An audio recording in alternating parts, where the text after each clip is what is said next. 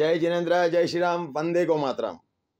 साथियों, पुनः हम आज एक बार राधा फार्मेसी लेखेंद्र हर्बल आरोग्य मंदिर से, जैसा कि दर्शक आप सभी रोज हमारा वीडियो एक एक करके वीडियो देखते हुए आए हैं, आज का वीडियो एक विशेष वीडियो है। क्यों विशेष है? क्योंकि हम अपने आप को आज भाग्यशाली मानते हैं कि हमारी इस राधा फार्मेसी की नेतृत्व करने वाले, निर्देशन करने वाले ऐसे आयुर्वेद के महाज्ञाता, जिनको हम महाज्ञाता कह सकते हैं, जिनको करीबन 38 से 40 साल का लगभग आयुर्वेद का ज्ञान, पुराना ज्ञान है। और ऐसे वेदराज ज्ञाता जब हमारे साथ हो तो हमारी खुशी का पार नहीं होता है। कारण, क्योंकि हमारे हृदय के अंदर, हमारे मन के अंदर कई प्रकार के ऐसे प्रश्न बनते हैं। प्रश्न क्यों बनते हैं? क्योंकि राधा फार्मेसी एक हमारे शिवगंज की कंपनी, और यहाँ पर ऐसे ऐसे रोगी आते हैं जिनके असाध्य रोग बड़े बड़े महानगर में घूमते हैं, बड़ी बड़ी हॉस्पिटल में घूमते हैं, वहां पर भी उनका निराकरण नहीं होता है। और वो रोगी यहाँ आने के बाद में, इस मंदिर में आने के बाद में, उसके रोगों का निराकरण होता है। उसी रोगों के अंदर एक रोग है खांसी, जिसको कहते हैं खांसी। खांसी कितने प्रकार की होती है, क्या होती है, मैं आज अपने युवा साथी से कहना चाहूँगा कि हमारे साथ डॉक्टर केडी साहब, जो मुंबई महानगर से बता रहे हैं, आज हम उनसे प्रश्न करेंगे, पूछेंगे कि खांसी कितने प्रकार की है। खांसी के विषय में आज का विषय होगा खांसी, और खांसी के बारे में वैभव नायक, अब दो शब्द। तो मेरा सर से ये सवाल है कि सर, जो हमारी खांसी होती है, जो ह्यूमन बीइंग को खांसी होती है, सर इसके सोर्सेज क्या होते हैं? और क्या सर खांसी के लिए मौसम ही ज़िम्मेदार होता है, या कोई इसमें कुछ खान-पान की भी अपनी अलग भूमिका होती है? बिकॉज़ सर मैंने कई बार नोटिस किया है कि जो खांसी होती है, उसको होने में कुछ वक़्त लगता है और आफ्टर ओवर द टाइम वो बढ़ती जाती है, उसकी स्ट्रेंथ बढ़ती जाती है सर। तो सर इसमें खान-पान की अपनी भूमिका होती है, मौसम की भूमिका होती है, इम्यूनिटी की क्या भूमिका होती है या नहीं होती है? तो सर इसके बारे में कृपया आप 2 शब्द कहिए सर। देखिए, आपने प्रश्न किया है खांसी के लिए। खांसी के बारे में आपने जिज्ञासा प्रकट की है। खांसी आयुर्वेद के हिसाब से देखते हैं तो कास रोग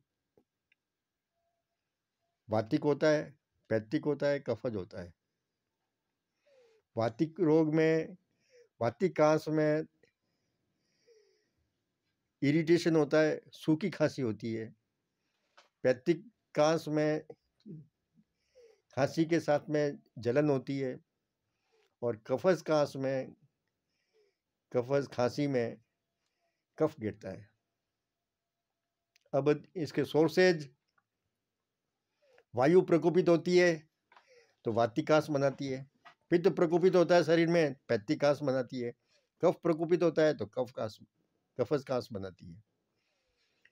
इसके अतिरिक्त अपन सोर्सेज देखते हैं तो देश, काल, परिस्थिति, आहार विहार, सारे फैक्टर्स कास के लिए इन्वॉल्व होते हैं।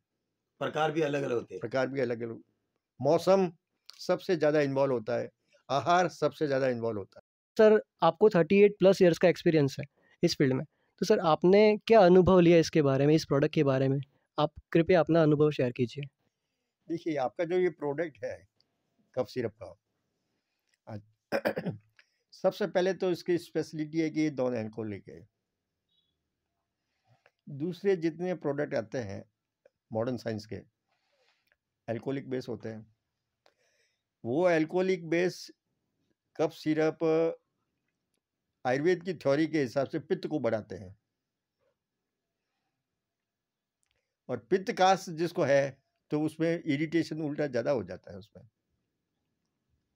तो आपका जो प्रोडक्ट है, सबसे पहले तो अल्कोहल बेस नहीं है, इसी से रिजल्ट्स अच्छे आते हैं।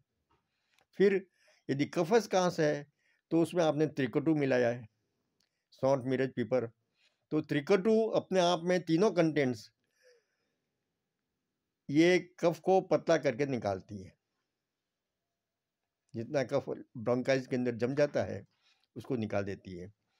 फिर पैत्तिक कास के अंदर जब पेशेंट को बार बार कास आती रहती है, खांसी के वेग आते रहते हैं, तो उसमें उसको गले में, थ्रोट में, ट्रैकिया के ऊपर जलन होनी चालू हो जाती है, गले में जलन होती है। उसके लिए आपने जो ये इसमें पिपरमेंट जो मिलाई है, ये कूलिंग का काम करती है।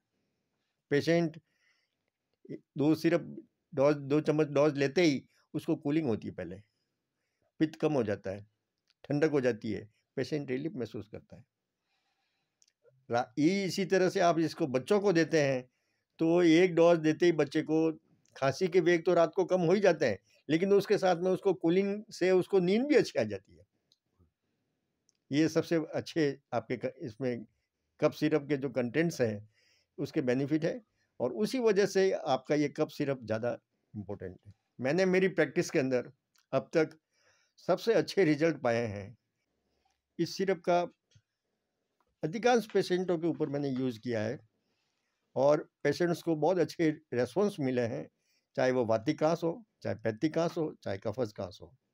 वातिकास वाले को रिजल्ट मिलता है क्योंकि इसके कंटेंट्स है, पैत्तिकास वाले को मिलता है इरिटेशन नहीं होता है गले में, आपने पिपरमेंट मिलाई है।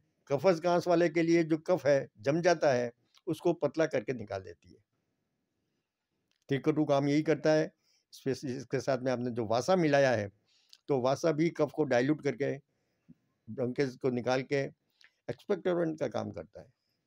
ये सबसे अच्छा इसमें प्लस पॉइंट अपना ये आता है कि मॉडर्न साइंस के अंदर एंटीबायोटिक से कफ को सुखाया जाता है, लेकिन इसमें अपने कफ सुखाने जैसा कोई कंटेंट नहीं है, कफ को निकालने का है।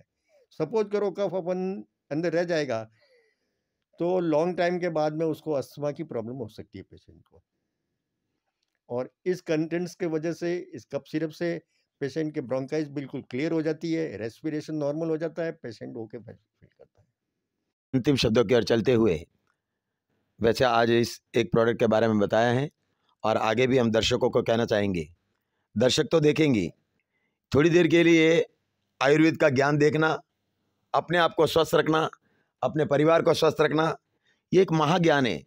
यह हर किसी को मिलता नहीं है। बार बार हम आपको लाइव के जरिए वीडियो देख करके बताते हैं, तो हम सभी दर्शकों से कहना चाहते हैं कि जरूर 5 मिनट का समय निकालिए ताकि आप स्वयं स्वस्थ शरीर के मालिक बन सकते हैं और अपने परिवार को भी स्वस्थ बना सकते हैं। जरूर ज्ञान लीजिए। अगर जिनाज्ञा विरुद्ध कुछ भी कहा हो तो मिच्छामि दुक्कडम, मिच्छामि दुक्कडम, मिच्छामि दुक्कडम। जय जिनेंद्र।